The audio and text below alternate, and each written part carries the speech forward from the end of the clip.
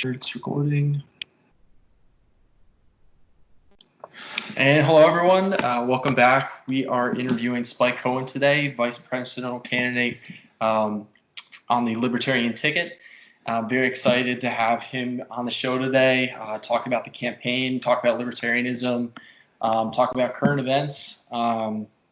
If you watched the last episode with Joe, we went through a bunch of things, and I was expressing how excited I am about having Joe and Spike be the candidates, just because they're excellent people. They're so passionate about libertarianism and really changing things for the better in all the right ways, and really trying to make truth be the forefront of their politics, and I think that's really noble.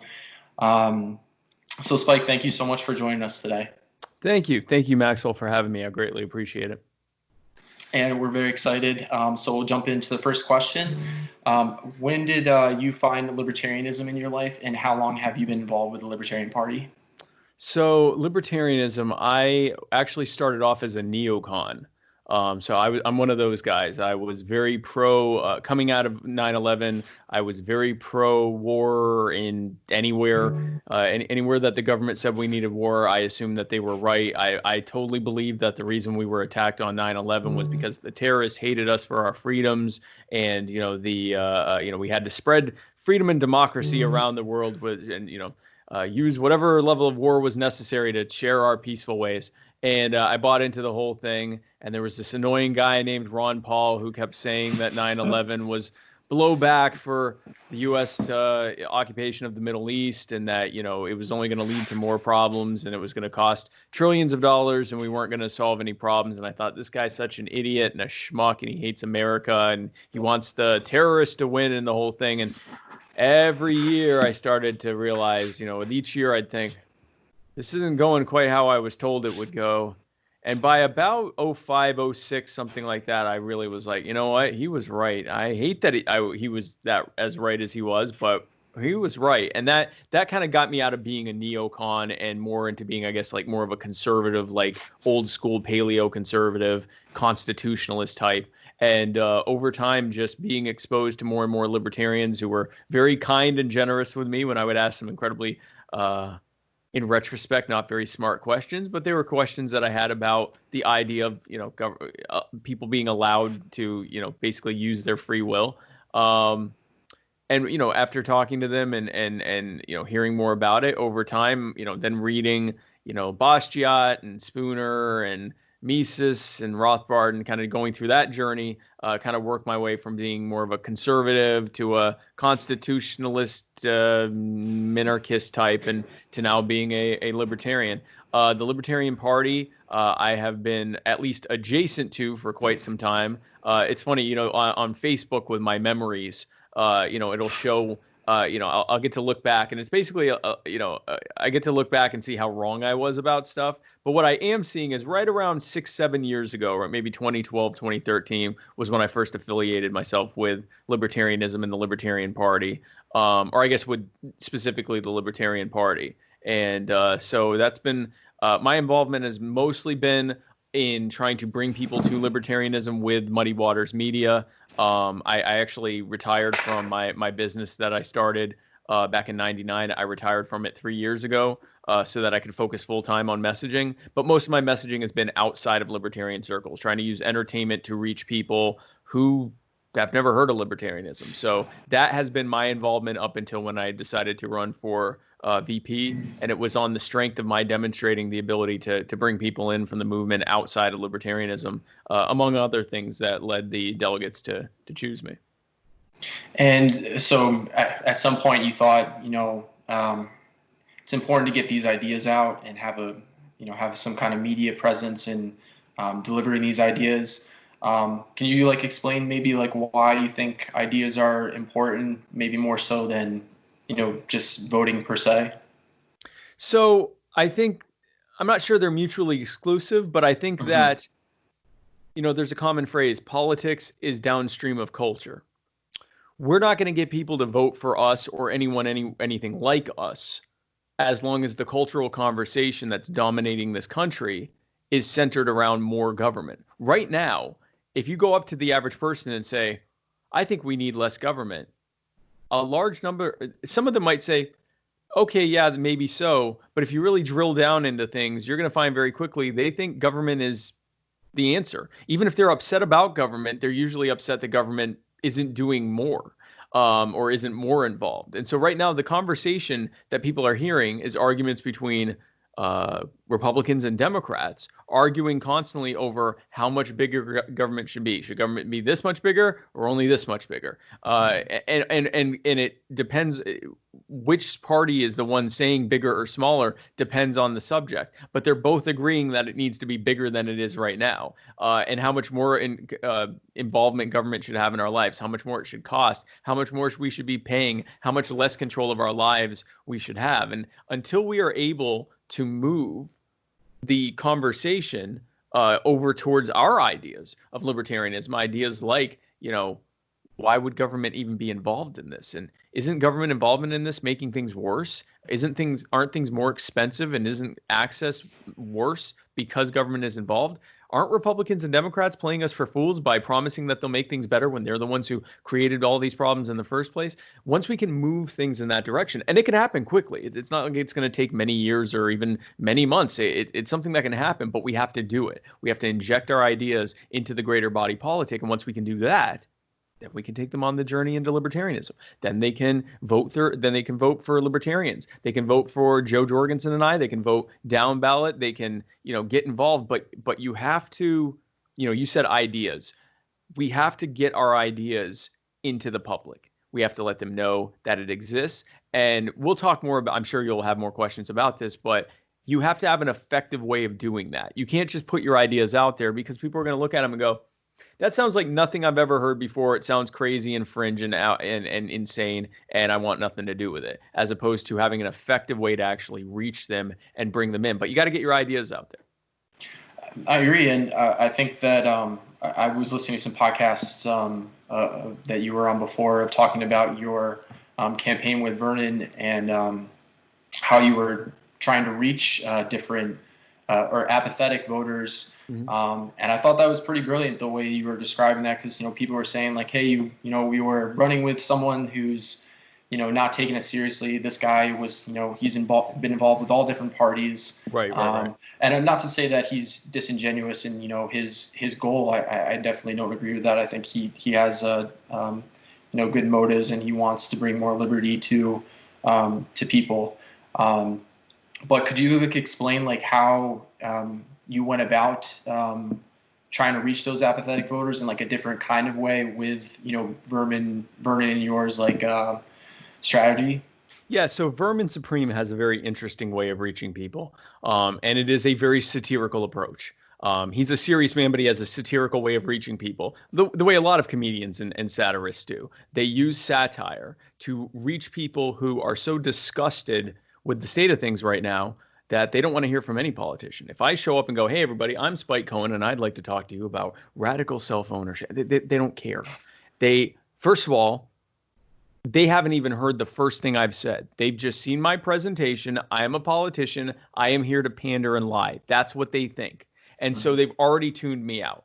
And now, if they're listening at all, it's just to find things that they hate about me. And so what Vermin has done is used a form of satire and nonlinear messaging to reach them with a funny, satirical message that has an underlying political message to it. And so he's been really good at that. You get people in, you draw in their attention, you lower their cognitive defenses because they don't feel like they're being pandered to or lied to by a politician. They're just being entertained. They hear that there is an underlying message, but they're just enjoying things. And over time, they get more and more interested. They want to find out more. Now you've got them. That's a great way to reach a lot of people that no one else is reaching. And I mean, it's a large minority of voters across the political spectrum who just are not interested in politics. They're done with the whole thing. These are the people who get up and leave the dinner table at Thanksgiving if politics is even mentioned, because they're just disgusted with the whole thing. Someone like Vermin can get them. And so we are grateful that Vermin is helping continue to campaign and bring people into the party and help Joe and my campaign. We're running a very serious campaign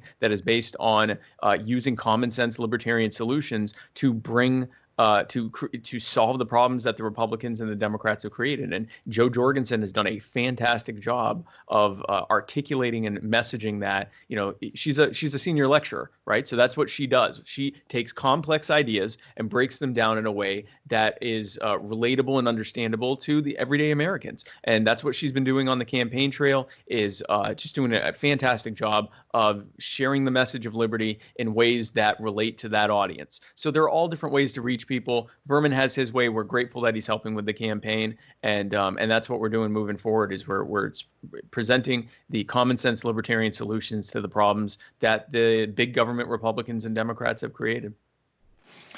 And I think our ideas are gaining traction these days for sure, especially with everything that's going on, and the two candidates that are running. But I still experience a lot of pushback in, I don't want to vote for the Libertarian, a third party for president. I can vote for a Libertarian maybe for my local government, but I'm not going to do that for the president because it's such an important election. The most important election of our lifetimes. Yes. Exactly. Yes. Exactly. And so, do you have a response to that? How would you respond to that? So this is what the Democrats and Republicans have set up. Every single election cycle, they give you two terrible options. But they make it so that because they've created this, sort of Republican, Democrat back and forth hypocrisy about, oh, this side's the worst, this side's the worst. They create the illusion that you have two choices. And so they create these two supposedly opposing sides. Although if you take a step back and you look at what they actually do when they get into office, they're holding hands and doing the same thing and working hand in hand together while they engage in this political theater to make you think that there are these two solid opposing sides. And what they do is they try to get people into one of these two camps, so that if you're in this camp, then you think, oh my gosh, I hate my candidate, but this camp's candidate is way worse.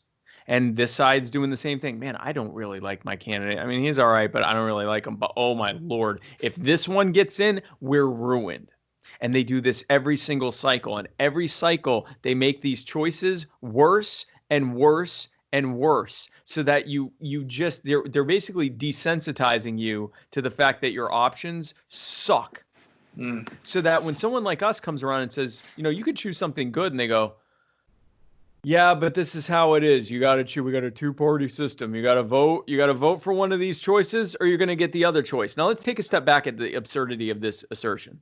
They're saying if you don't vote for one of these guys, you're going to get the other one. And you can't vote third party because then you'll get one of the first two guys. Well, if we're going to get one of the two guys anyway, then let's vote third party. Let's vote our principles. But I'll go back a step even further. We're told that voting third party is a wasted vote because the other side's one of the other people's gonna win. I would say that it is a wasted vote to continue voting for the people and the parties who have created the problems that we're facing. If you hired me to do something and I consistently screwed things up, you hired me to do your roof and I came in and just drilled pounded holes in your roof, and there's water coming in every time it rains, and I show up and I go, well, listen, you gotta rehire me to fix this roof because this other guy is terrible and he has no shot of doing this. He has no idea what he's doing. You gotta vote for me. You gotta hire me again, and I'll go up there. This time I'll fix it. And I go up and I ruin it again. And then someone else shows up and goes, hey, listen, you gotta hire me because Spike sucks at roofing, so hire me. So then they hire him. He goes up and ruins it just as bad. And then I show up and oh, this roofer sucks.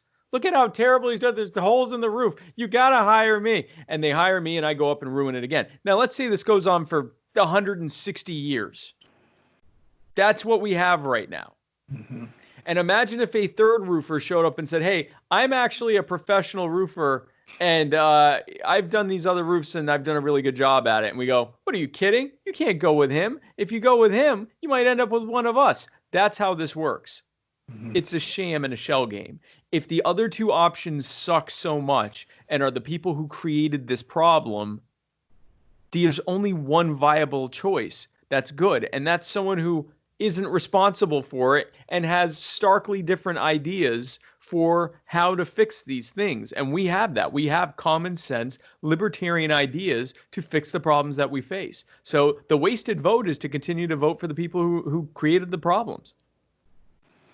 That was excellent. And I like your point about just the desensitization over and over and over. I think that's something we really definitely need to take into consideration and be like very humble about. And it's intentional. It's intentional. Another thing, don't hire me to do your roof. Okay, I just wanted to tell you, I have no idea what I'm doing. But yeah, no, the desensitization is intentional. They want you to, over time, become accustomed to the situation being slowly worse, and you being resigned to the fact that this is just how it is.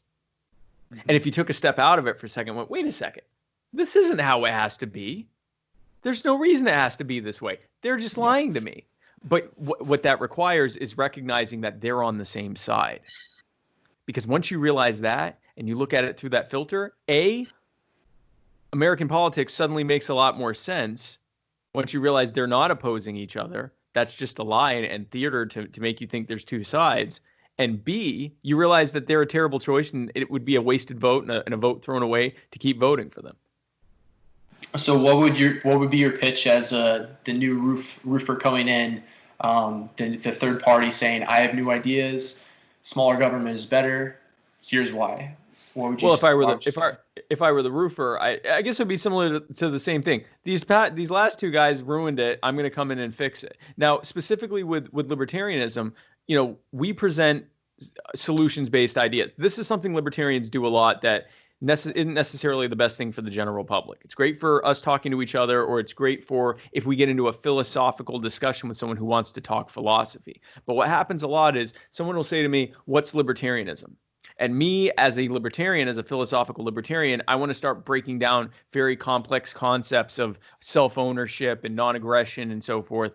And if I have the opportunity and someone who actually wants to do that, and I have the time to do that, then I can do that. But most people aren't asking that. When they're saying what's a libertarian, they're saying what is voting for you going to do for me? And so that's when we talk about saying we want to clean up these problems. We see that there's police brutality and people that are protesting and police that are brutalizing the protesters and we see that there's a growing rift between law enforcement and the public. And we see that the war on drugs is ruining people's lives. And we see that, government is stealing money from people through civil asset forfeiture and before they even go to trial, and then forcing them to sue for their own money back if they're found not guilty. And government is going in and controlling people's lives in every aspect of their life. Government is creating regulatory burdens that make it nearly impossible for anyone who isn't already financially established to try to get ahead, which forces them to either live on assistance or work for someone who's already wealthy.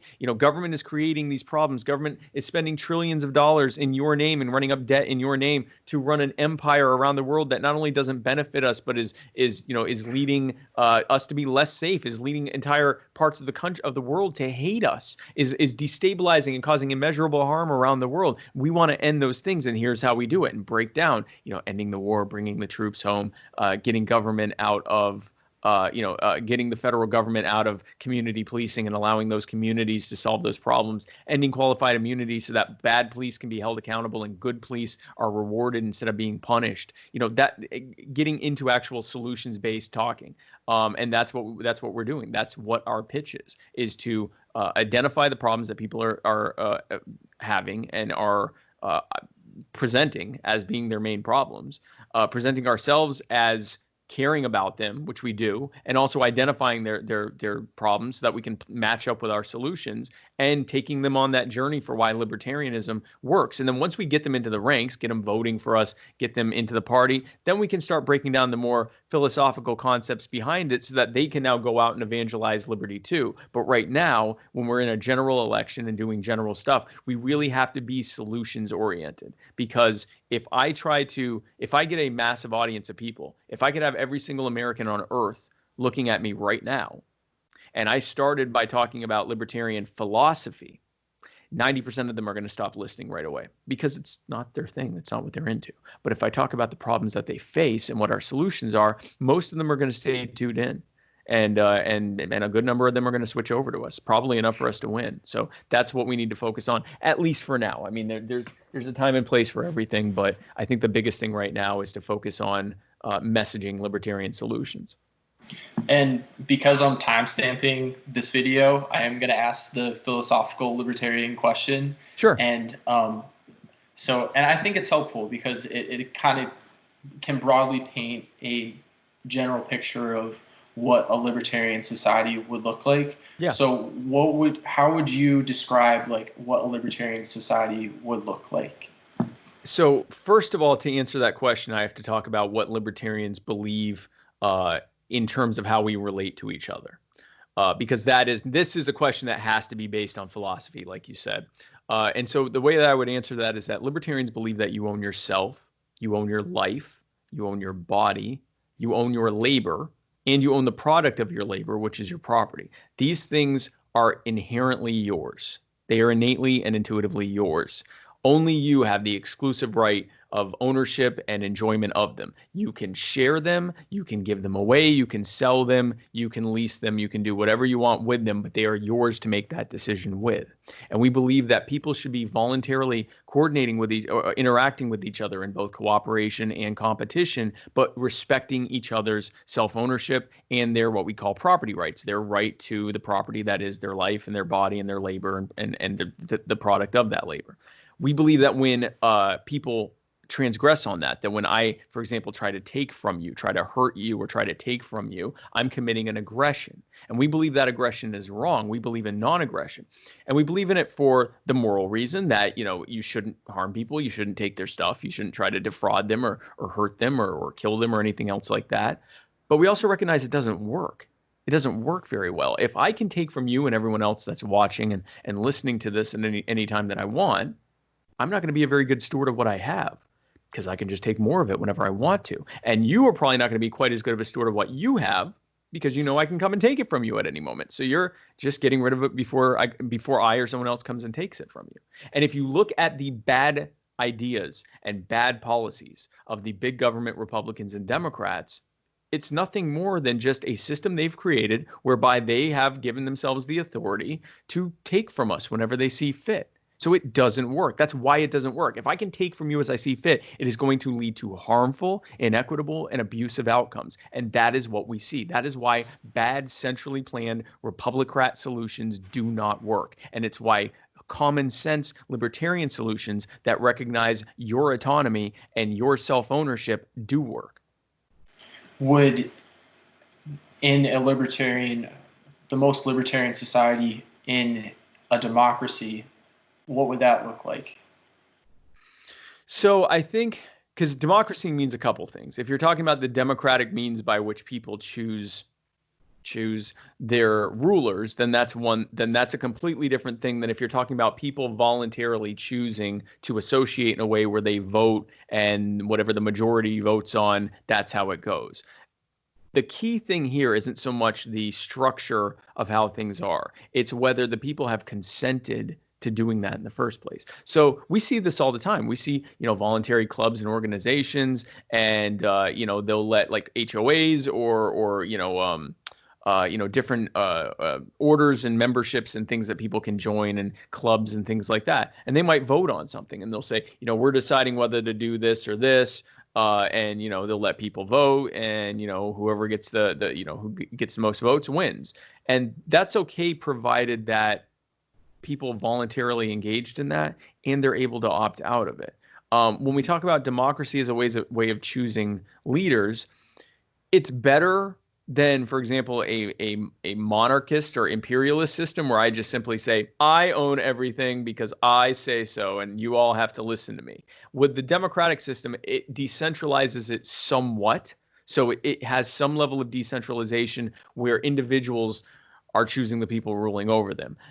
Obviously, full decentralization is where people not only have that authority to be able to make choices, but they can opt in or out as they see fit. So they aren't beholden to whatever that ultimate choice ends up being by by the public. So in a democratic system of government, you have, I guess, a choice, but then if it doesn't go your way, you still have to go with it. You still have to be bound by whatever the people chose. And if you didn't participate, you still have to be bound by whatever the people chose. So the problem is consent. And it's interesting because our generation is I may be dating myself. I'm 37. From my generation, kind of older millennials down, we are really into consent culture. We have a really very key and innate understanding of opting into things. We want to know if there's cookies on this page that I'm going to, and I want to be able to either opt in or opt out of that. We want to opt in or opt out of being emailed or called or texted about something. We're very much into, we talk a lot about, challenging the old narratives about what is or isn't consent regarding things like sex and business transactions and things like that, because we're challenging pre-existing narratives that might makes right. No, it doesn't. If everyone hasn't consented, then there's a problem here. Libertarians have been talking about consent for 50 years now. Actually, the Libertarian Party has been talking about consent for 49 or 50 years now, and Libertarians have been talking about it for close to 200 years now. And how would you implement more consent culture into your administration? So Jo Jorgensen, if you look at everything that she wants to do, ending the wars, bringing the troops home, ending the war on drugs, freeing people from prisons, getting the felony records off their records so they can go and thrive and get good jobs and live a better life. Ending the war on guns and allowing people to have whatever kind of firearm they choose. Ending the IRS and auditing and ending the Fed so that the war on income and trying to get ahead in life is over. Getting rid of the burdensome overregulation that's driving people into poverty on a generational and societal level.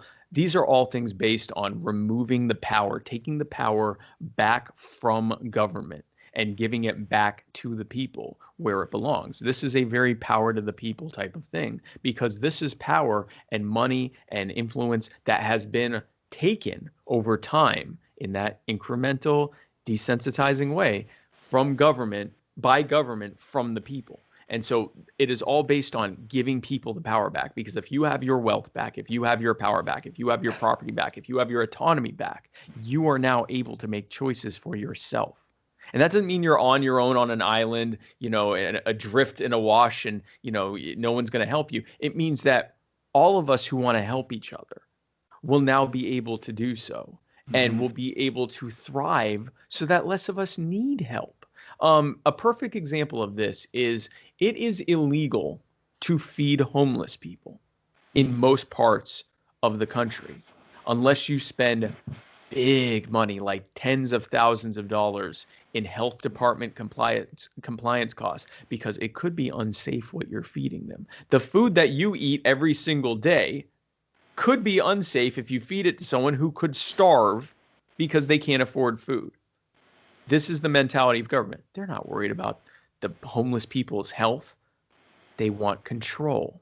They want that homeless person to rely on government for their basic needs. And they want us to stop interacting with people and helping them so that we just become conditioned to think that's something to handle. If I see something I'm worried about, I just call 911 or I just leave it there and I'll let the government deal with that because that's their job. And then at the same time, they add barriers that make it nearly impossible for many of us to get ahead in life. If you want to braid hair, cut hair, mow lawns, be a handyman, be an electrician, be a plumber, you have to spend between the schooling and the licensing 6 figures before you can and that's before you get into the taxes and the marketing and all of the inherent overhead that's involved in starting a successful business. You can't do it. They have made it illegal. If you're not already financially established, they've essentially made it illegal for you to try to get ahead in life. And now we wonder why poverty is going up. Now we wonder why the gap between the wealthiest and the poorest among us continues to widen. Of course it would. So consent is about removing the barriers that aren't allowing us to make choices for ourselves. Once we have that power back, we can make those choices, and they will lead to more equitable and fairer and less harmful and less abusive outcomes. I think you expressed that very well, and Thank you. it's I asked this to Joe, and we've kind of been going over it a little bit. Like, the government has a monopoly on these things, and that's why they're able to, do what they do and restrict and all the incentives that come with that. But at the same time, all the Bernie people, they're so upset about, all these big businesses, they're becoming monopolies, they don't treat their employees right. We kind of went over it with kind of the desensitization, but do you have any kind of explanation why there's that cognitive dissonance between, hey, I don't like these big businesses and the way they treat their employees, but if we use a monopoly government, I'm going to turn away and not acknowledge that it's a monopoly, maybe even a bigger monopoly than the business. Well, it's because any person who is engaging in statism, and I don't like calling them statists because it makes it sound like they're part of some religion, and most of them are just going along with what they're hearing.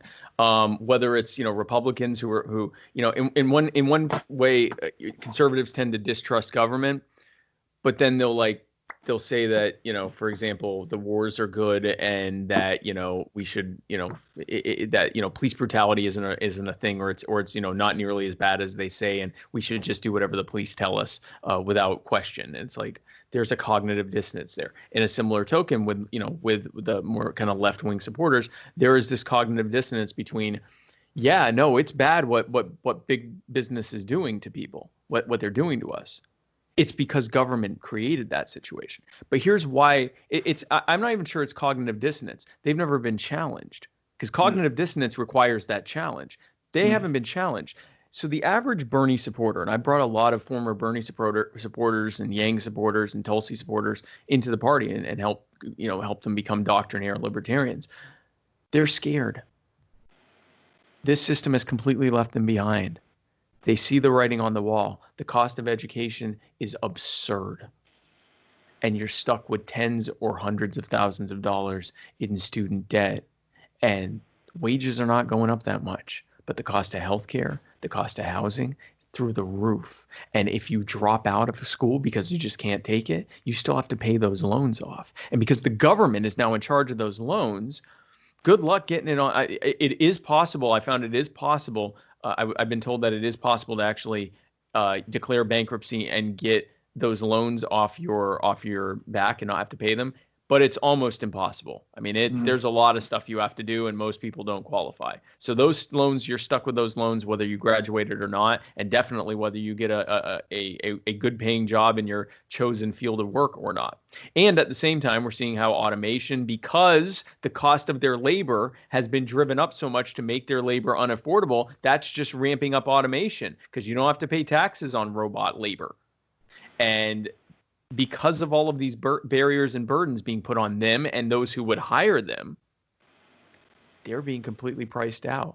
They're being completely left behind by this system. So when someone like a Bernie Sanders or a Andrew Yang shows up and says, yeah, this system is a mess, the big businesses have done this to you, and we are going to tax them and give you the things that you need, they're fine with that. And if someone shows up and says, you're going to destroy the free market, they go, good. If this is the free market, screw it. It's left me behind. Of course, it's not the free market, but both Republicans and Democrats call it the free market. And it is not. It is a government-controlled, top-down, centrally planned market, leading to the very inequitable outcomes that we would expect from such a thing.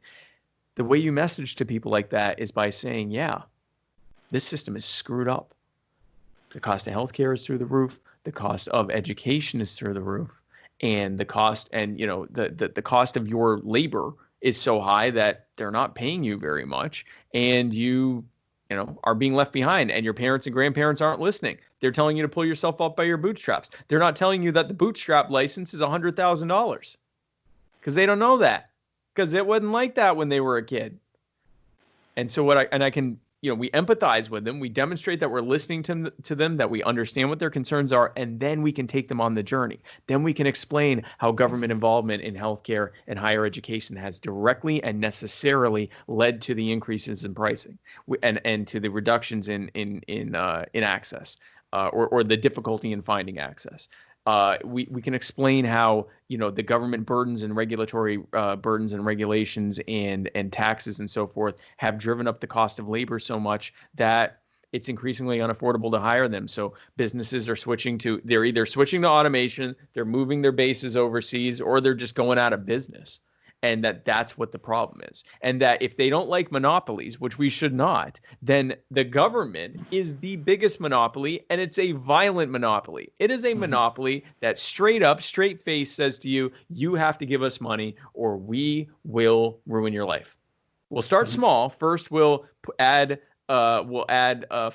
fines to the amount that we say you owe us, and we'll add interest to it. And then if that doesn't work, we'll start putting liens on your property and getting your wages garnished. And if you resist that, we're going to start seizing stuff from you. And if you've tried to stop us from seizing stuff from you, we'll use whatever level of violence is necessary to bring you into compliance. It is at its core extortion, violent extortion from a monopoly. It is the furthest conclusion of what a lot of people think libertarianism would be, that big businesses are going to come in and force you to do their service. No, it's not. All of that only exists by the force of government. And so, but you have to start that journey with empathy and with agreeing with their precepts. That's the most important part of this. If no one takes anything from what I've said in this entire, however long this ends up going for, if you get nothing else from this, two things: do not hire me to work on your roof. Look, I don't even know how to say it. I don't know how to properly even talk about roofing. Do not hire me for anything related to your roof. And when you talk to people, agree with their concerns, empathize with their concerns, because all of our concerns are valid. I mean, unless you're talking to some kind of Nazi or sociopath or something like that, everyone's concerns are valid. The people that are protesting, their concerns are valid. The people that are voting for Trump and have MAGA hats on, their concerns are mostly valid. The same with the Bernie voters and everything else. Their concerns are valid. Listen to what it is. And 9 times out of 10, what you're going to hear is anxiety and fear and uncertainty and a hope for someone to come in and fix this.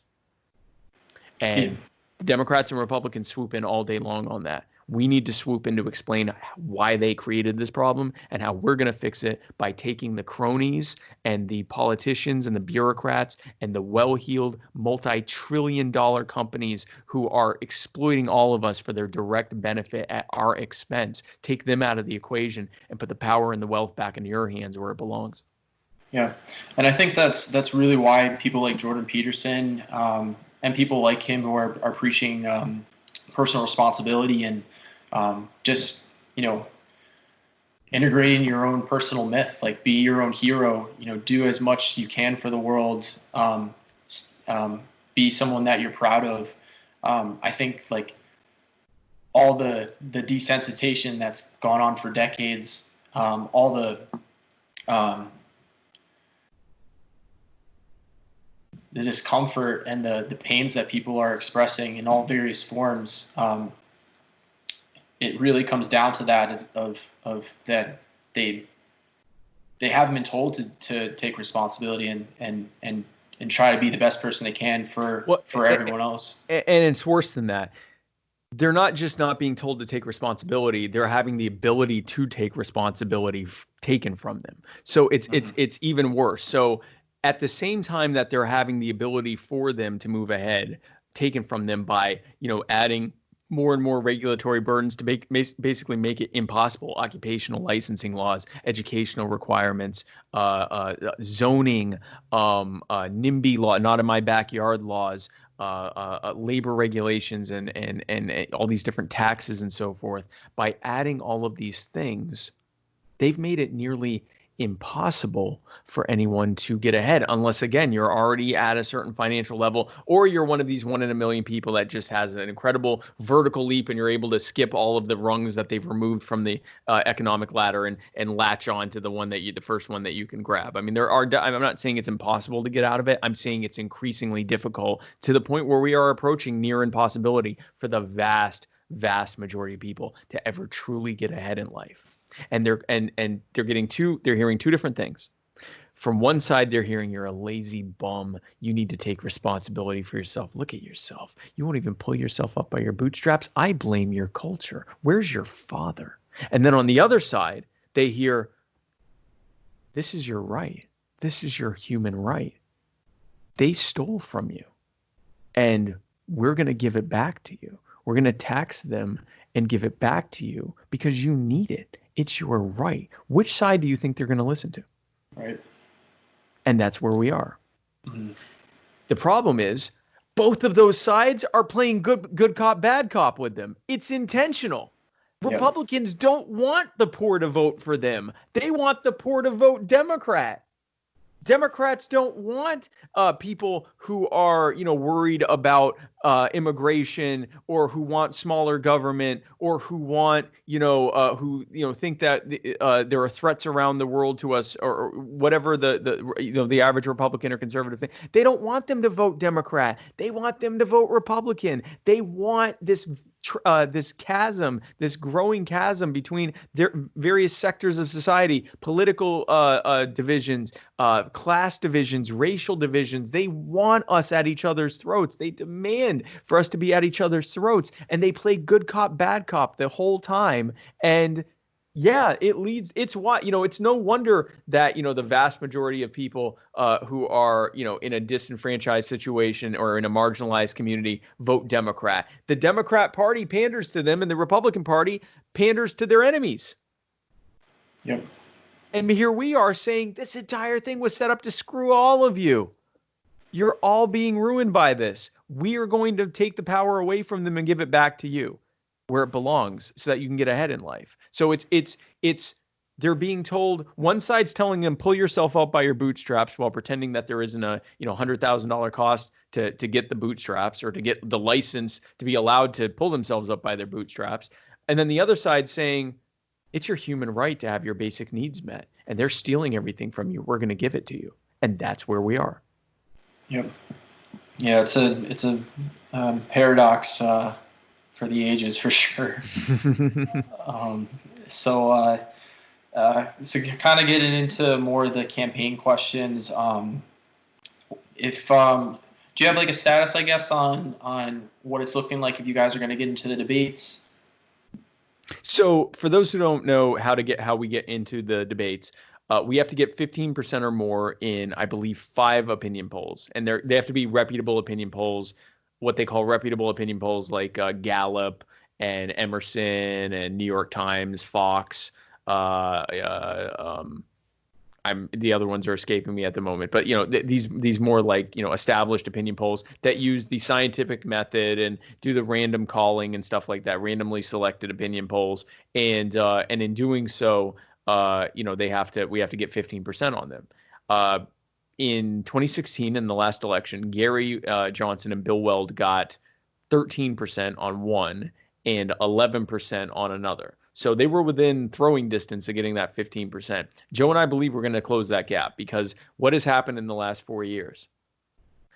Fewer people are watching TV, and more people are getting their news from social media. Yeah. We own social media.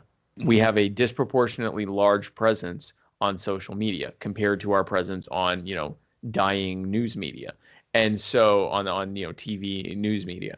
And so because of that, I believe that will be enough. That, and our viral marketing, and our incredible way of grassroots outreach, and using the entirety of the party apparatus, which unfortunately in the last 2 election cycles did not happen. The candidates went off and did their own thing, because we're leveraging the party and trying to draw up the whole party, including all of our down ballot candidates, and work together as one big ticket across the country. I believe that'll close the gap to get us that 15%. And when we get that 15%, and Joe Jorgensen is on the debate stage with 2 men who can barely form a coherent sentence between them, and will have to try to explain how they should be trusted with what they ruined, the mess that they created, and they won't be able to do their typical thing that they do. They're good cop, bad cop, where, well, you were this and that. Oh yeah, well, you were this and that. And they're really just talking about themselves too. But because it's this back and forth, they'll be able, Donald Trump will say Joe Biden sucks. Joe Biden will say Donald Trump sucks. And Joe will be able to say, you're both right, you're terrible. And then she'll be able to break down exactly how they, as individuals, and they, as Republicans and Democrats, created the very problems. And she'll be able to break down in an incredibly, engaging and relatable way exactly how to get out of it using common sense libertarian solutions. And in doing that, I believe when that happens, it'll be an emperor's not wearing clothes situation. All the people have been told, oh, you have to vote Republican, you have to vote Democrat, because if you don't, one of them will win. When they see that there's a third option on that stage with no filter there, no filter of, oh, these are your only real options, just three people on that stage, and one of them is running circles around the other two, I think that it'll be a no-brainer, and I think it'll be our race to lose at that point. And of course, you get me up against Mike Pence, who still hasn't decided if he thinks the government should be electrocuting people for being gay, and probably Kamala Harris, who is most well known for illegally withholding exculpatory evidence during a capital murder case, trying to get a guy executed for a crime she knew he didn't commit, even after a judge ordered her to release the information. That's who I'm going to be up against. I think that Joe and I think at that point it'll be a no-brainer, and I think it'll be our race to lose. So I'm feeling really good. I recognize that our high water mark is 3.25%, but in my mind, our high water mark is 13 and 11%, and that is just a hair's breadth away from the 15% we need to get on that stage, and then all bets are off. And you talked about a little bit. Is there like key differences that you'd like to point out between like your campaign and Gary Johnson's campaigns of 2016 and 2012? Yeah, I mean, I don't really want to get into a big rift there and try to because I understand I'm not bashing Gary or Bill. I will say, right. I mean, let me say this: I'm not bashing Gary. Let me put it that way. I think Bill Weld, he said a lot of things that he was going to do, and instead he got up and he vouched for Hillary Clinton, and then he left for the Republican Party to run a grudge campaign against Trump that went exactly where one could have guessed it would go. I don't know what to tell you there on Bill Weld. With Gary Johnson, Gary ran 2 times as a former Republican governor who ran in a blue state and made a lot of great changes and cut taxes and everything else. I think Gary himself would tell you he is not a doctrinaire, principled libertarian, and maybe not, or I shouldn't say principled. He's not a doctrinaire libertarian. He talked about how he didn't want to end the war on drugs. He just wanted to legalize pot. He had in his debate things when they would ask him if he thought the government should, make bakeries bake cakes for gay weddings, and he said yes. So I mean, is he better than any Republican or Democrat? Easily. I'm certainly not saying that. He's easily better than them. And I don't want to get into really trying to I don't have anything bad to say about Gary Johnson. I think Gary ran as a former Republican governor who made a lot of great reforms, and he right now is our I mean, his 2 races are the 2 that got the most votes. So I mean, we are trying to obviously surpass that by quite a bit. We want to try to get 10 times the number of votes so we can win the election. But yeah, I don't want to bash Gary. Sounds good. And it's very libertarian to decentralize, of course. But there are also a lot of federal rules and require federal overruling, I guess, if you were elected. How much, like for the drug war, would you federally make all drugs legal, or would you leave it up to the states, and maybe expanding on other things as well, how you would handle the federal power compared to allowing states to decide more things? Well, so Joe's campaign promise and platform, what she wants to do is to end the war on drugs, and the way that she can do that without really even having to get Congress involved is because Congress so abdicated their responsibility by creating all these alphabet soup agencies and then giving them almost unlimited regulatory power to basically do whatever they want. That's created a situation where a president can come in and undo all that at the executive level. And so her idea is just descheduling all the drugs and allowing people to make those choices. Because of our system of federalism, individual states can set whatever laws they want. I'm not 100% sure if she is okay with the individual states banning things or not, or if she would see that as a civil rights violation and would use the federal government to go after it. I know, here's what I also know, and I believe she's on the same page with this as well. If you end it at the federal level, the states are going to go with it too, because all that federal money to enforce the drug war goes away. All that militarization of the police to, break down doors and do no-knock raids for drug warrants and all that stuff, that's all gone. That's all gone. Now they got to figure out how to either raise taxes or explain to their residents why they need to raise taxes and raise bonds and so forth to pay for the continued militarization of their police departments, to make sure that a maximum number of them and their fellow community members are in prison at any given time, in order to make sure that they keep their contracts, their quota contracts with private for-profit prison labor contractors. I don't know if you know this. In the majority of states, there's a quota of the number of the people of that state, have to be in prison at any given time.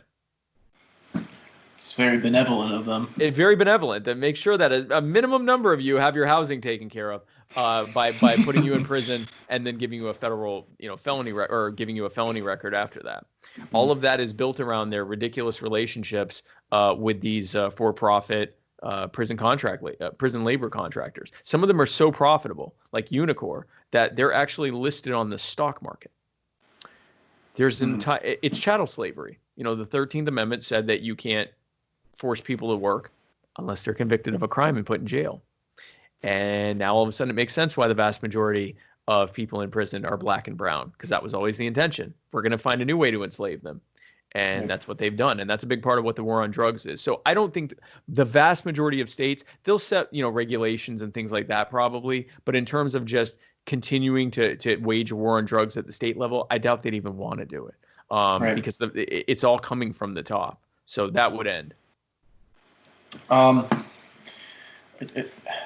Would you, and have you have any success talking about ending the Fed and allowing competition in currencies? Is that something you talk about? Is that something you would be looking to implement if you were elected? Joe's policy is to audit and then end the Fed.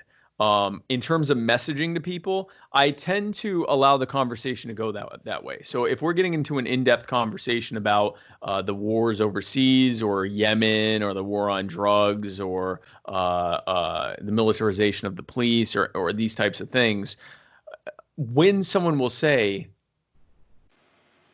for example, they'll say, I don't know how they get away with this. I'll say, I'll tell you how they get away with this. Mm-hmm. The American people, they know that the American people would never agree to have their taxes increased to pay for all this stuff, to pay for basically for them to be victimized by their own government.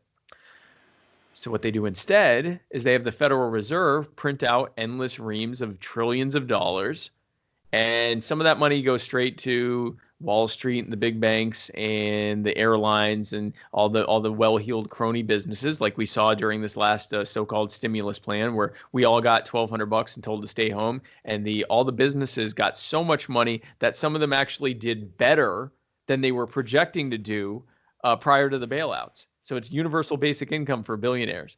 But then what they also do is they print out money and lend it to the federal government in the form of buying treasury bonds, which we then have to pay off with interest over the course of 40 years. So every time they lend out new money, that's another 40-year loan, another 40-year loan. And that's us paying it, our children paying it, their children paying it, and probably their children paying it with interest over that time. And what that allows them to do is not even have to come to us with stuff. They just print out more money and pay for it. What an insidious way of robbing us. And then not only does that happen, but as you've talked about with, I'm sure you know, because you're talking about sound money and free market banking, by printing out all that money, when you inflate the money supply without adding any additional actual value to it, that reduces the value of each of those other Federal Reserve notes that we have in our pockets and in our bank accounts and in our under our beds and our wallets, and that we use to pay for stuff, to buy food and clothing, and to pay for our housing and everything else that we have to pay for, which is why the cost of living consistently goes up, because the Federal Reserve has been making the cost of living go up to the point where the average dollar now is worth 2 cents on the dollar what it was in 1913. So if they're able to say how do they get away with that, and you can explain why it's the Federal Reserve, you can very quickly tune them into sound money. What I have found is that if the conversation isn't going in that direction and I try to shift it into the Federal Reserve, people's hackles go up and they go, wait a second. We were talking about police brutality. We were talking about the war. We were talking about the war on drugs. We were talking about systemic racism. And now you're talking about the Federal Reserve and banks issuing currency instead of the government. I don't know what you're talking about now. And it can sound like we're trying to push an agenda, which we're not. We're trying to actually address the root cause so we can root it out and make it where it goes away. That's where the root of cronyism is. All of that is rooted in the fact that the government can just print out endless reams of money and spend it how they wish. And but I tend to let that go organically. When I hear the magic words, how do they get away with this? That's when I get them. I say, here's how they get away with it. And then I explain how they get away with it. And it distorts the view of capitalism too. Like, I mean, even like I've had a lot of discussions on Facebook, and I mean, even MLK, for how great of a man he was and the things he was promoting, he, had a bad view of capitalism. Of this system. Yes. Right, yep. Exactly. And we've discussed it too, how they can make it seem it is like a capitalistic thing.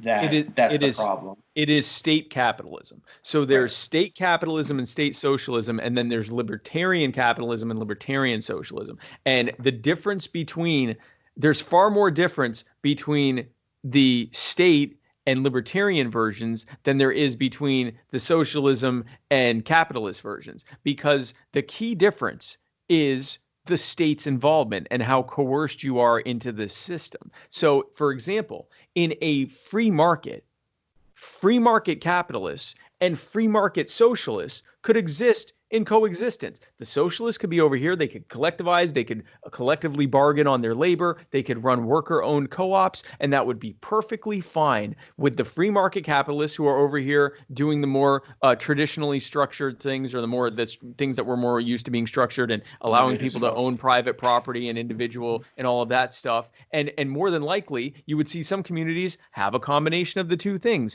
and it would be able to coexist because neither side would be coercing the other into their version of how things are. Whereas with the state version, they actually go to war over it. We've had massive wars over which system should work. We've had, these clandestine military and intelligence operations, the entire Cold War, countless lives lost, this constant threat of nuclear war. It was literally over two state actors arguing over which economic system was better. And of course, we know both of them suck.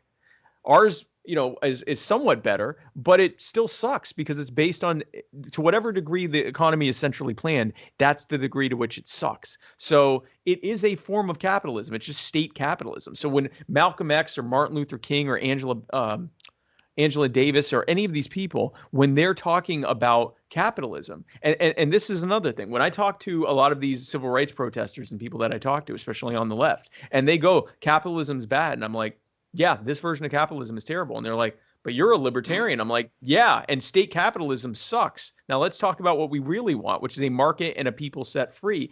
All of a sudden, capitalism doesn't sound as bad to them. Once they realize we want to remove all the coercion, remove the monopolies, remove the cronyism, remove the corporatism, remove the state stranglehold on the currency that we use. Once we do that, now suddenly our ideas sound a lot better. Yeah.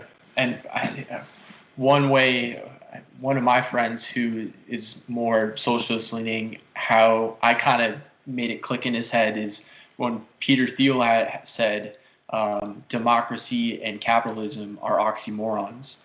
And like just having like some kind of like, most libertarians, I think, fall into a trap of being so, capitalism is the best, and not taking this nuanced view like we're talking about now. Right. Of if it gets involved with, if the government is acting like a business and with a monopoly, that is very bad. And it's a distortion of what capitalism, the fullest potential of what capitalism could be.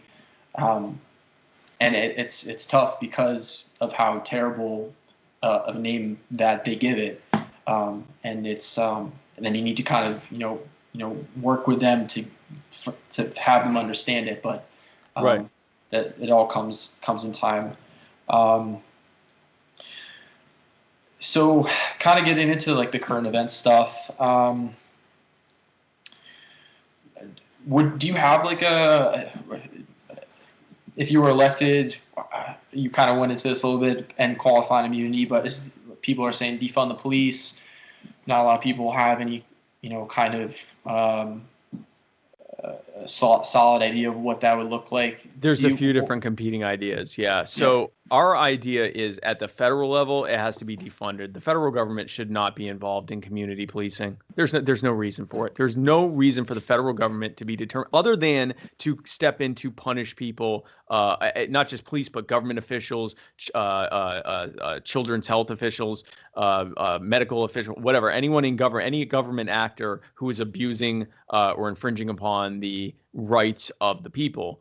That would be the federal government role there, is to make sure that they're not infringing on people's rights and to punish them if they are. But in terms of like funding, and again, so much of this comes from the war on drugs.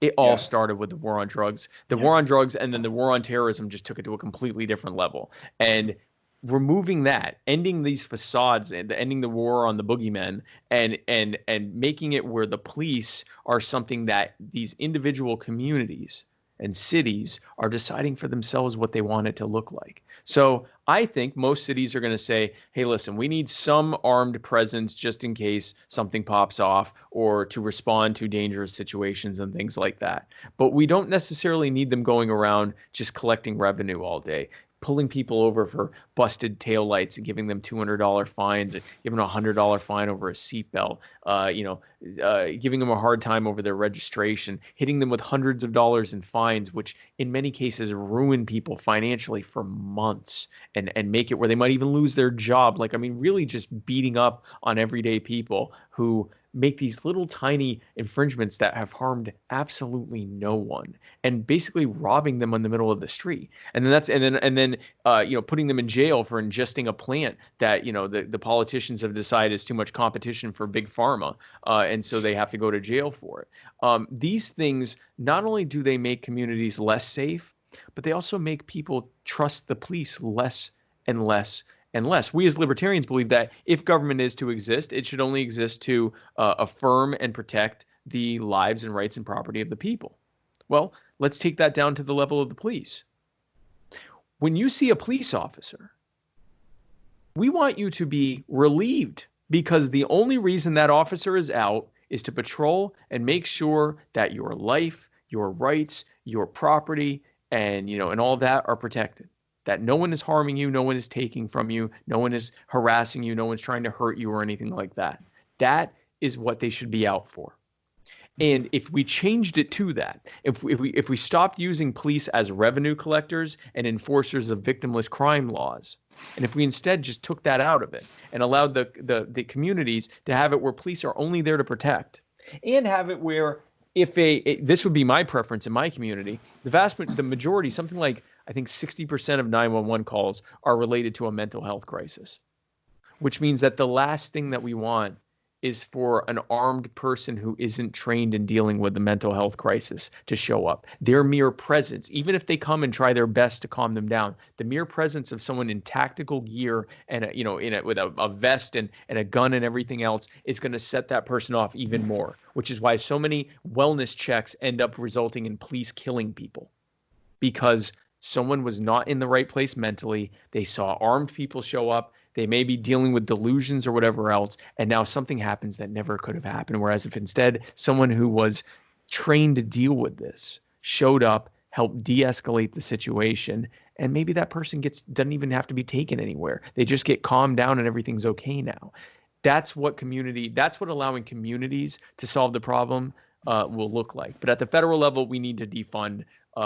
We need to be defunding this militarized police state that's been created, and we need to end qualified immunity so that we can start incentivizing good policing again and punishing bad police. The whole purpose of this is not to, hurt the police or make their job harder. It's just the opposite. Make their job more focused and easier, and make it so that the divide between them and the public that is growing and growing and growing, especially in the most marginalized communities, racial minorities, gender and sexual minorities, ethnic minorities, the poor, these communities that are the most increasingly distrusting and resentful of the police, healing that rift so that the police and the public can come together again. Yeah, and I think putting it on the communities too allows. I forget who said it. Some person generations past, maybe it was a founding father, I don't know exactly, but said that our state system we should be an empire of freedom, where every state is free to decide what's going to look like in their communities, and so we have a foundation where we can try different experiments with. Maybe policing is done a little bit different in Montana than it is in Mississippi. And then everyone can kind of, find out what's best, what the best way to do policing is, and, copy each other. And I think, and not just between Montana and Mississippi, but between Jackson, Mississippi, and Biloxi, Mississippi, letting individual, and even within some of these larger metro areas, like in New York, let each borough decide it. Like, allow people to come up with their own solutions. If we have thousands of different models to choose from, how much better is that going to look over time? Because we can fine tune things and find what works and what doesn't work. And what we'll probably find is some things that work here don't work as well here, because of just the sheer number of people there, the income disparities, the weather. I mean, like there's so many factors that could play into whether something works here and doesn't work here. Let them figure it out for themselves. And I guarantee you, if the decisions are being made by your friends and your neighbors instead of by politicians and regulatory agencies in DC who have a vested interest in creating a boogeyman so that they can spend trillions of dollars to fight it, you're going to come up with gentler and more effective solutions that don't make you fear the police. They don't make you fear. When you see the cop, you don't, am I doing something wrong?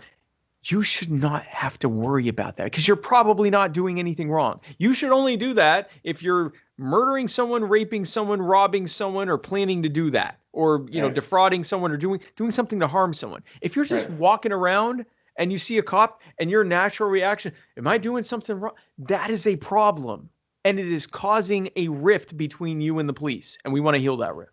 Yeah. And it doesn't have to be a public solution either. It could be private policing as well if a community wanted to do that. It could be whatever they want it to be. Right. And so this is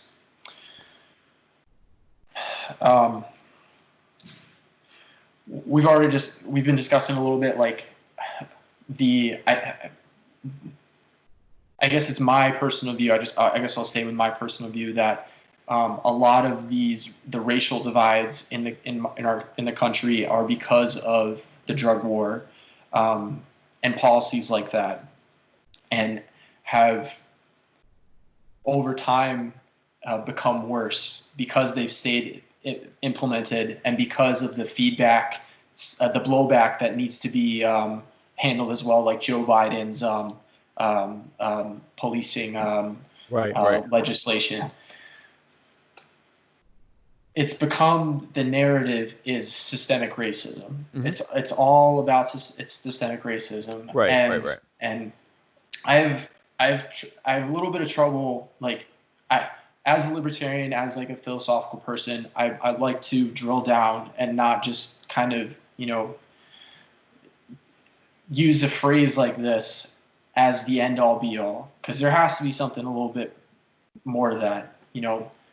It's not like today is as bad as it was even 30 years ago.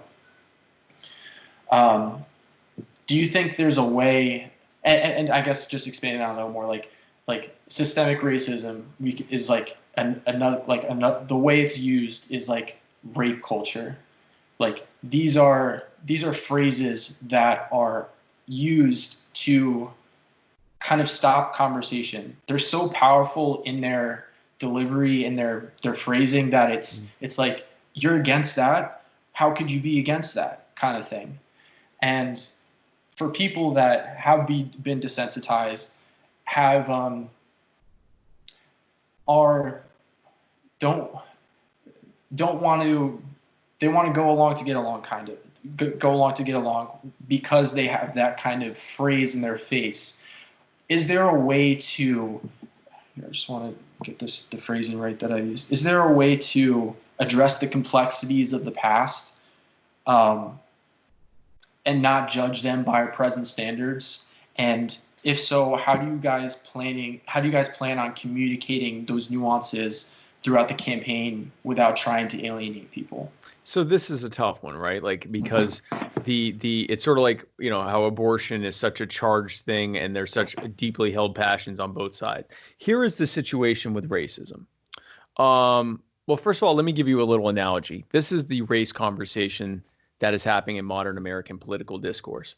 Imagine if you and I are at a restaurant and we're having lunch. Okay, so we're just sitting, we're having lunch, having a good time. And someone comes in, and out of nowhere, we don't know who they are, out of nowhere, they come in and they punch me in the face like hard. And I mean, punch me like hard. I get a concussion. They're wearing brass knuckles. I get a bad concussion. I end up in the hospital for days. I'm in and out of consciousness. It's bad. Like, it's not good. I have a rough time with it. He also, after punching me, he shoots you in the chest a bunch of times. You end up in ICU. You go in and out of your heartbeat. They lose you on the table so many times. You have multiple surgeries. And weeks later, a couple months later, you're out and you're alive. Thank God we both survive. And I now have some ongoing, I deal with, migraines and auras and stuff that's happened as a result, and still kind of a little bit of ringing in my head. And you have, organ damage, and you have all sorts of terrible things that have happened as a result of being shot. I mean, you will never be the same.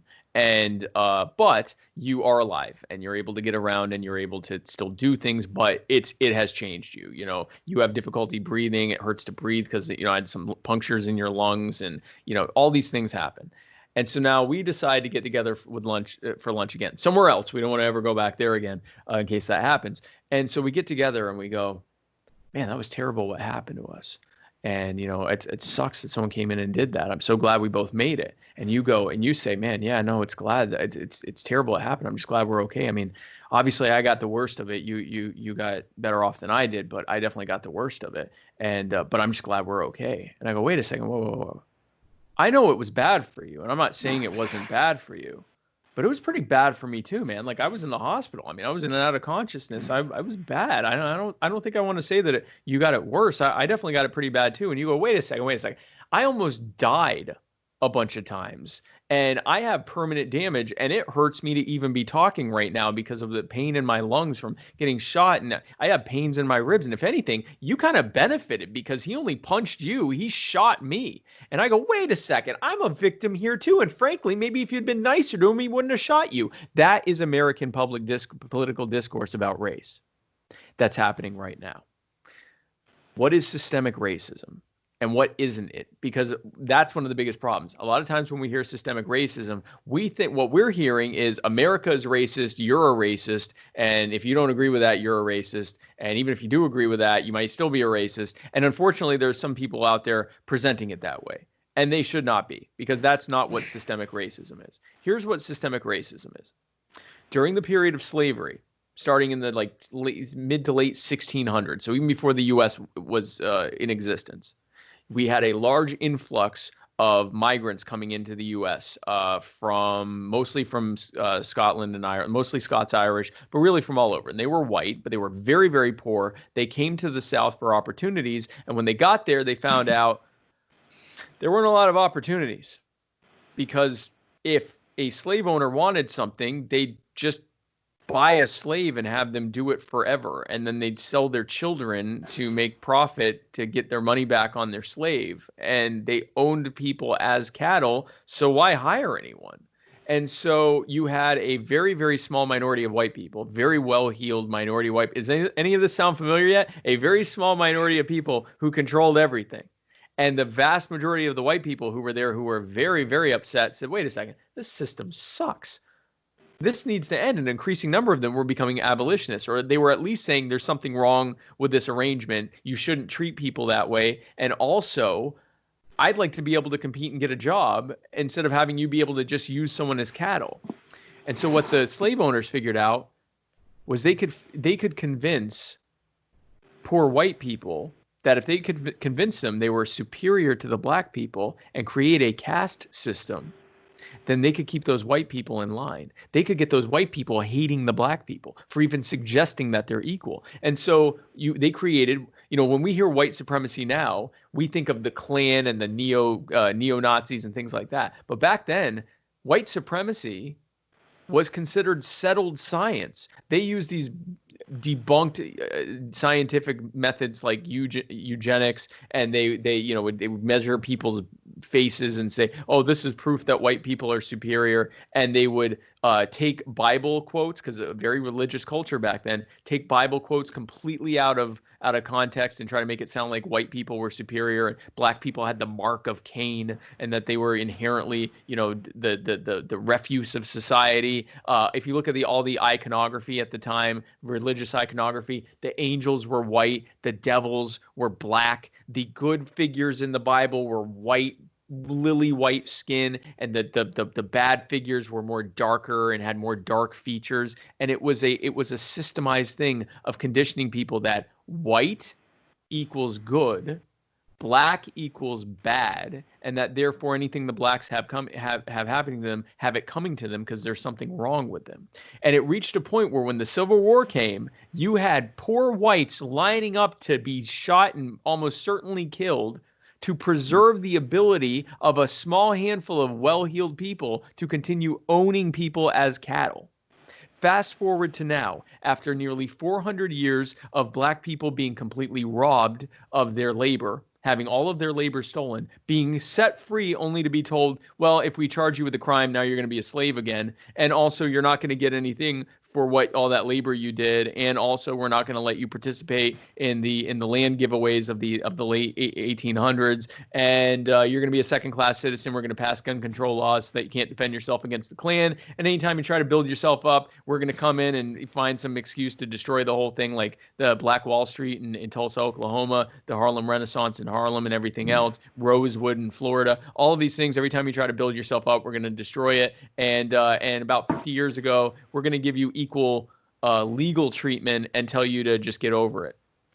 And now you have a situation where, now understandably, black people are disproportionately poor. They were encouraged to sell what little they have, move into urban neighborhoods where they were promised good jobs, and instead when they got there, they were put in substandard housing and given welfare. So now they are living in generational in mandated generational poverty, which means that now policing is being done disproportionately in poor communities. And since the people of color are disproportionately poor, more likely to be poor than their white counterparts, then they're suffering from all of these things. And because of the lingering systemic racism, the ideas of white equals good, black equals bad, even within black communities, there's colorism and things like that. That is systemic racism. It doesn't mean you're racist. It doesn't mean you're a bad person. It means that the structure around which American society was built, or at least a large portion of American society was built to preserve, surprise, surprise, the power of a very small number of people to own and control everyone else. Here is a key thing to know about systemic racism. The vast majority of white people are suffering under systemic racism. Maybe not quite as much as the average black person, but they are still suffering under it. So this is where we end up talking past each other, because a Black Lives Matter person who may not be as well versed, I'm not saying every Black Lives Matter person is perfectly well versed in systemic racism, but let's say one is, and let's say the one that is, and they go, we're more likely to be killed by the police. And then one of us says, yeah, but we're getting killed by police too. You're agreeing with each other.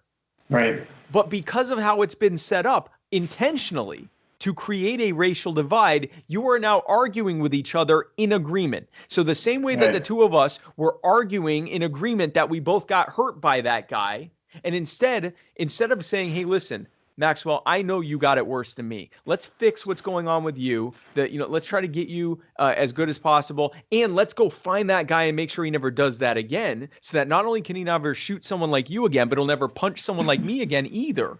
and then we can, commiserate on how things are afterwards, and we can help each other to heal from the damage that was caused. That's the way forward. So when I talk to Black Lives Matters protesters and they go, systemic racism is a symptom of capitalism, and we need to crush this entire system, here's what I'm hearing: the state has victimized me disproportionately because I'm a person of color, and I want to dismantle that structure that has created that. That is 100% in line with libertarianism using a different nomenclature. And the problem is, if we don't allow ourselves to agree with them on their precepts and show them how libertarianism works after demonstrating that we agree and we care and we want to help, if we don't do that, the Democrats and the Republicans are going to continue playing their game. The Democrats are going to tell them to keep voting Democrat, and they'll keep voting Democrat and keep getting the war on drugs and law and militarized police and everything else. And the Republicans will go to the white people and say, do you see what's going on over there? They're saying you're a racist. They're saying that just because you're white, you're racist. You need to vote for us because we're going to put those thugs in their place. That's what we have right now. And if we don't step in the middle of that and step in those spaces and say, you're being conned, I agree with you, right winger, that you're not a racist just by virtue of your being white. And I agree with you that this system is also harming you. And we need to work with people who are also being harmed. In fact, they're actually being harmed even worse. We need to come together so we can end this harm. And if I don't go over to those Black Lives Matter protesters and their allies and say, you're absolutely right, this system is disproportionately harming you and we need to end it. It's harming everyone. It's harming you the worst, but look, it's harming them too. It's harming all of us, and we need to stop it. If I don't do that, if we don't do that, this will continue and it will only get worse. Yeah, I think that was very articulate, and I think exactly correct. Thank you. I think it's hard for us when we see such struggle to, if there's any kind of ideological difference, it's very hard to relate one another if we have kind of our set idea of how to change things. It's capitalism. No, it's not capitalism. It's government. Right, exactly. And it's such a I think that, like, philosophically, this is something that I am very passionate about, is our ability to love each other more. Yes. Like Elon Musk talks about all the time, we need to, people are a lot nicer than you think they are. They care a lot more. Go meet them. Go meet them and be nice to them. When I went to a black, and I can give you about maybe 5-10 more minutes, and then I got to go on to the next thing that I have scheduled. But I went to one of the Black Lives Matter protests that I went to.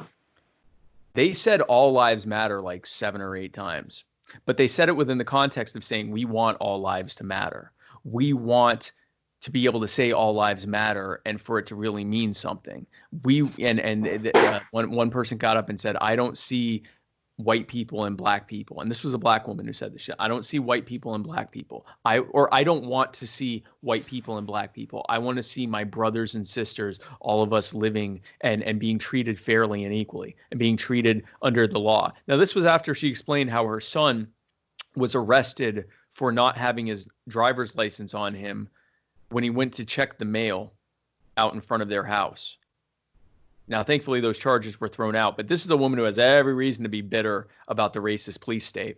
And she's talking about how she wants it to be brothers and sisters working together. I encourage people who have an unfortunate view about what Black Lives Matter is saying. I encourage them to go out to some of these rallies, because there are certainly some people who are not necessarily using it for the best reasons, but that's true of every group. If you go there, what you will see is the vast majority of people are talking about trying to fix this for everyone.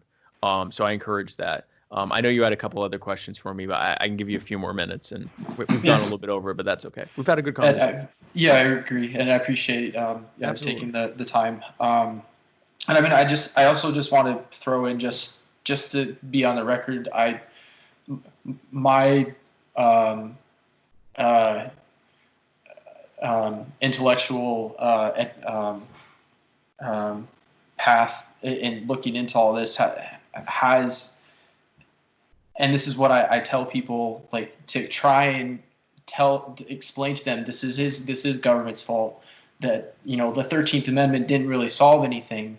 You know, all these things are not really solving anything. And I take it back to the when Lincoln was a racist himself. He said that you know, that blacks were a quarter of or 1/3 of a citizen. He said that he wouldn't wage war on the South if he would let the South keep their slaves if it meant they wouldn't secede. Wouldn't secede So, from the Union. Yeah. Yeah. So it's not like this is it's a power over others thing. That's the problem. Like, and of course it breeds the racism, and like we're saying, it manifests disproportionately affects more people than different people than others. Exactly. It manifests itself in all different ways, and it all boils down to systemic racism is a vehicle for powerful, what is and was a vehicle for powerful people to remain powerful. And if it means this group gets it worse than this group, so be it. And it then breeds people who actually buy the nonsense that, you know, white people are better than black people. But the people who are the most benefiting from systemic racism don't even believe it. They don't believe white people are superior to black people. They just believe they're superior to everyone else. And they'll use whatever they have to use it. Like I said, I know you have some other questions. So. Yeah. Do you have any hobbies? I have a lot of hobbies, actually. I don't get to do any of them right now. But my wife and I do salsa dancing. So awesome. We're really big in like the Latin dance community. We like to salsa dance. I usually, if I wasn't doing this, I'd be at the beach right now. Like right now, I'd be at the beach. This is about when I would be thinking of leaving. 6:30 would be about the time I'd be going home. I usually, during the summer, I usually am swimming like 2 or 3 hours a day in the ocean and just like floating out in the ocean. I spend so much time out there. I'll float and I'll like fall asleep and wake up a few minutes later. I'm still floating in the water. Like I love the beach. So the beach and salsa dancing, two things I don't get. I can't salsa dance right now because everything's, you know, no one wants to salsa dance during the pandemic for some reason. And then the beach, I just don't have time, honestly, right now. But those would be my main hobbies. That and hanging out with my dog. Cool. And so I have my friend's asking, how do you like your steak? So, oh man, so this is a painful one. I like my steak blue rare, seasoned with a little bit of some kind of salt, sea salt, something like that, a little bit of rosemary, maybe even a little bit of like a teriyaki sauce and some cracked peppercorn. I can't eat beef. Oh man. I'm on a very strict pescatarian autoimmune diet to help with help with keeping down inflammation, and because I have MS, and so between my medical treatments and my diet and exercise regimen, I've been able to keep it stable for many years, which is good. But it means I can't eat beef. It makes me sick, and I love it. I love beef so much, but I eat a lot of really good fish. I eat a lot of like salmon and stuff like that. So, but my beef, if I had a steak, blue rare, little bit of seasoning, I want to taste the meat. Cool. And then also a food thing, salsa, queso, or guac to dip chips in. Wow. How is this the toughest question you asked me? Because I like all those things. It probably depends on my mood. Right now, I would say, well, I also can't have milk. But assuming I could eat everything, I would probably go with the queso. But I've had some guacamole that has just blown me out. I think I'd probably want to test the two and see which one's better. And occasionally I might pick the salsa. But most of the time, I'd probably end up settling on the queso. Cool. How was that the toughest question you just asked? That's the one I'm like, oh, man, what a gotcha question. Yeah, no, I would probably go with the queso. All things being equal, I'd go with the queso. But I've had a few guacs that would make me go with the guacamole. Cool. Do you have any recommendations for any type of book? I know you're a web developer, but of course you're into politics, economics. So like anything that you would recommend in those fields, or maybe something else. Oh man, How to Make Friends and Influence People. That's like a classic. If you just on messaging and sales and whatever, would be a great one. And for politics. Would be if I had to pick two, it would be the Law by Bastiat and No Treason by Spooner. Those would be my two that I'd recommend. But yeah, I mean, honestly, if you want to get into political messaging, the more important thing is to learn how to market and to learn how to be, if it's not something that comes naturally to you, learn how to empathize with people, relate to people, discover their in sales we call them pain points, but discover their things that they're concerned about, identify their problems, and identify their problems while simultaneously demonstrating you care about them, and then also and then present your solutions to those problems. It's pretty straightforward. It's pretty rudimentary stuff, but yeah, those would be my 3 I'd recommend. Very cool. How can people support you and help your campaign? JOJ2020.com. So that's JOJ2020.com. You can fill out the volunteer form. You can, if you're able to make a contribution, that would be great. There's a donate button there. We would love to have you donate. My social media on Twitter is at Real Spike Cohen. And on Facebook, it's facebook.com/literally Spike Cohen, or just if you search for Spike Cohen in the Facebook bar, you'll find me. And Jo Jorgensen's on Facebook. She's on YouTube. She's on Twitter. She is on Instagram. I know there's some that I'm she's on Discord. She's on a lot of the different platforms, so you'll be able to find her there.